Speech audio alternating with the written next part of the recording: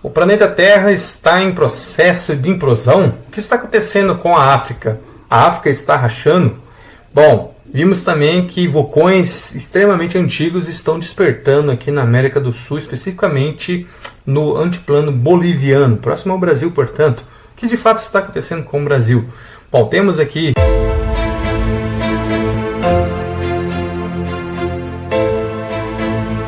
uma imagem, do geóide oblato, que seria a verdadeira forma do planeta Terra, que nos mostra, para ter uma ideia do que está de fato acontecendo interiormente no planeta, com essa notícia. Não sei se vocês se depararam, não está muito divulgado,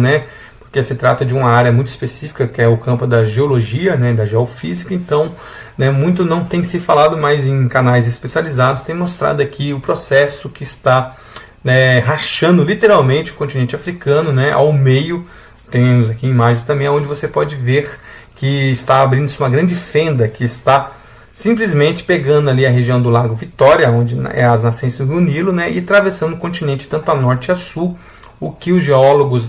já têm apontado, os cientistas da Terra, que em um futuro muito próximo nós teremos ali o completo partimento do continente africano e o nascimento de um novo oceano naquele local. Bem, também nos deparamos com a informação que o fundo da placa do Oceano Pacífico também está em processo de rompimento, e rompendo-se não apenas em 2 partes, mas em 4 partes, e isso está impactando diretamente a área de subducção entre Nazca, Cocos com a América do Sul, que tem balançado o nosso continente, feito os vulcões despertarem ao longo da Cordilheira dos Andes, e também tem apontado a atividade intensa em alguns vulcões, inclusive em território brasileiro, o que tem acendido um alerta aí nos especialistas. Mas o que de fato está acontecendo? Quando mostramos essa imagem do geóide oblato aqui, você vê que há uma grande massa de manto mantérica que está se concentrando justamente nessa região do planeta, onde temos a maior anomalia, que está sobre a região da América do Sul, do Cone Sul, portanto, e ali a leste, na região africana, próximo à costa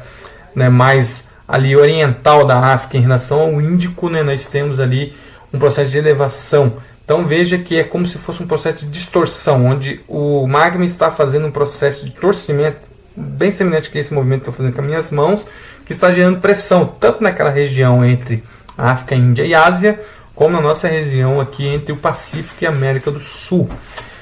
Bom, isso é resultante do quê? O que está causando esse processo? Esse processo tem como resultante a componente astronômica. Nós observamos que o sistema solar como um todo ele gira em torno do centro galáctico, e neste momento estamos passando sobre outras regiões estelares em intensa atividade, onde esses campos gravitacionais de outras estrelas têm somado gravitacionalmente com o campo gravitacional do Sol e resultando, como resultante, essa força aí, normal que está agindo,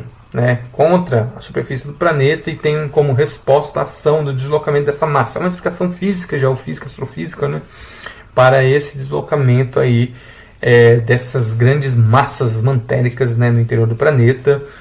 que justificariam essa movimentação. Claro que não é somente isso que está sendo elencado, nós ainda temos outros fatores que estão aí ponderando sobre o planeta, que está relacionado aí à movimentação dos vórtices geoestacionários, tanto ártico como antártico. Temos vídeos aqui anterior onde falamos que o vórtice estacionário geoantártico mudou o seu formato físico e ele está agindo como um ponteiro exatamente sobre a região do Oceano Atlântico Sul, onde ele faz as movimentações, e nós temos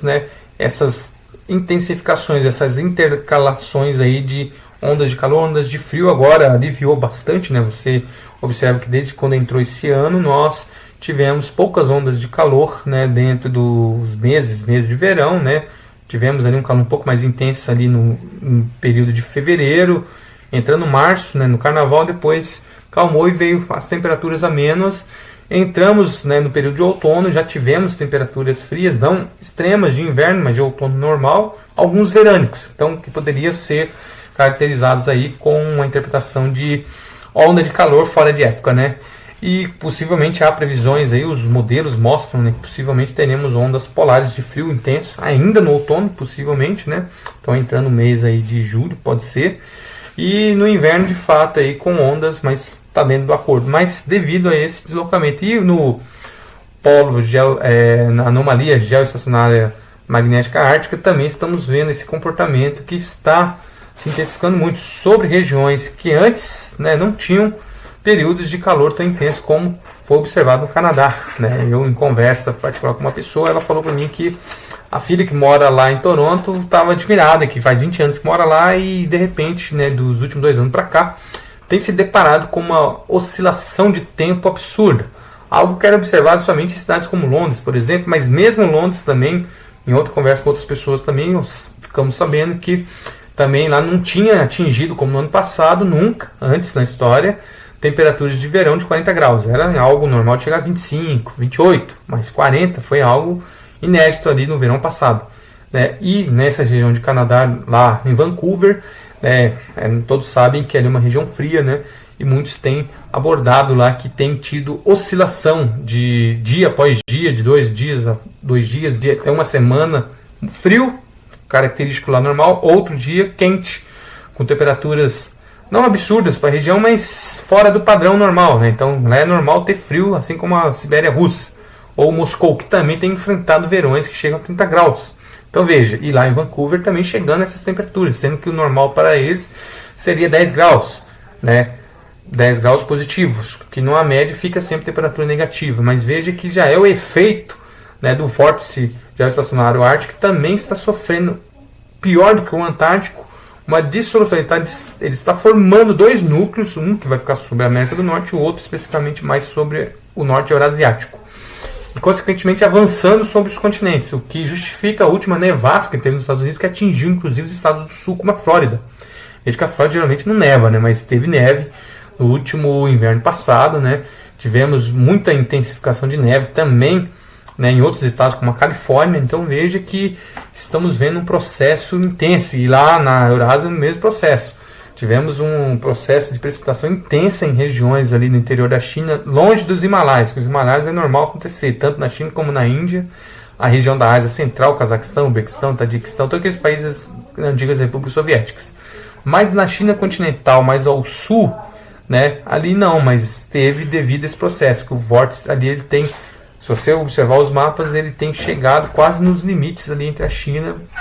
e a Índia e a região ali dos países já do sudeste, do Indo-Pacífico, né? Então observamos que esses fenômenos físicos também são resultantes, né, dessa intensa interação aí, né, já ligada a um fenômeno particular do Sol, onde os máximos e mínimos têm se alternado. Estamos passando de um período de máximo solar para mínimo solar, mas a emissão de energia tem aumentado gigantescamente, ou seja, os ventos solares têm se intensificado mais e têm interagido de maneira intensa com a nossa magnetosfera, que é a responsável por manipular, né, vamos pôr assim, os nossos anomalias, tanto no Polo Norte como no Polo Sul, e isso, como consequência, também tem interferido na própria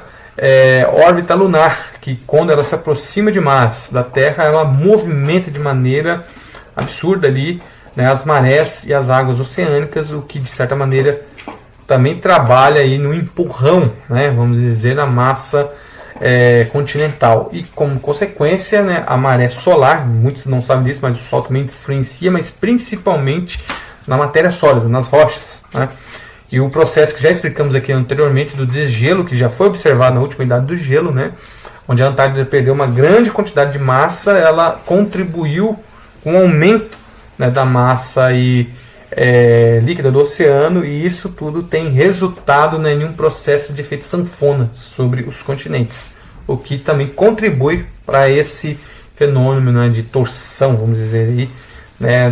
das ondas mantéricas do interior do manto terrestre, e feito toda essa pressão, gerando ali, né,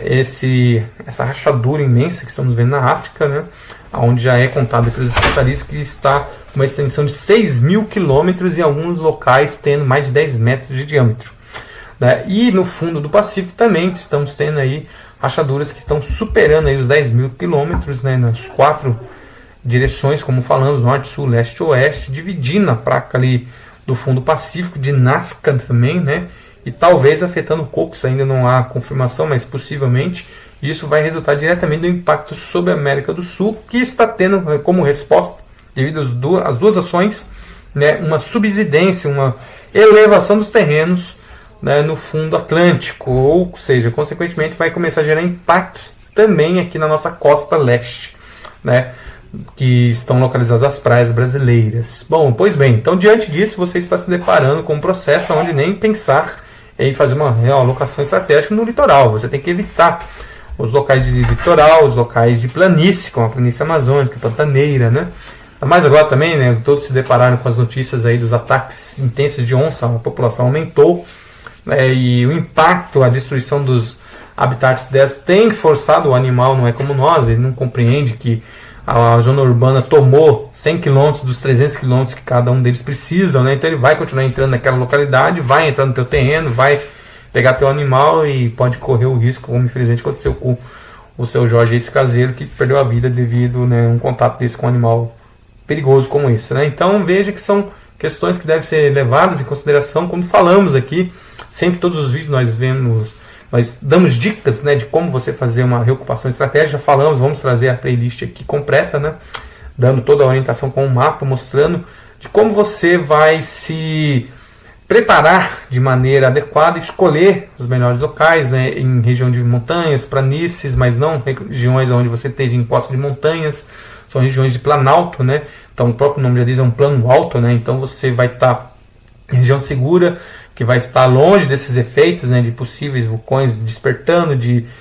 terremotos, ainda que você não venha estar livre completamente, vai estar sentindo, como você está acompanhando aí, né, aqui no canal já falamos e tem muito mais informação aí na plataforma sobre sismos que estão sendo sentidos aí ao longo do território, mas nesse processo você vai estar se preparando em local adequado para que você possa ter ali um refúgio, né, diante desse inevitável colapso, como já falamos anteriormente, que já é previsto pela ciência aí para ocorrer, né, ainda esse século, então algo em torno aí possivelmente entre meados de 2050 em diante, porque temos outros fatores, vamos trazer aqui também, não é o caso desse vídeo agora, mas vamos falar. Temos ainda as astobremas que estão vindo para a Terra, próximo de nós, né, muito próximo, né, para a década de 30 aí possivelmente, e o Brasil pode ser um dos locais de queda, então veja, então você tem que levar em consideração todo esse processo e ainda a questão da componente geopolítica, que também temos falado muito aqui, os últimos vídeos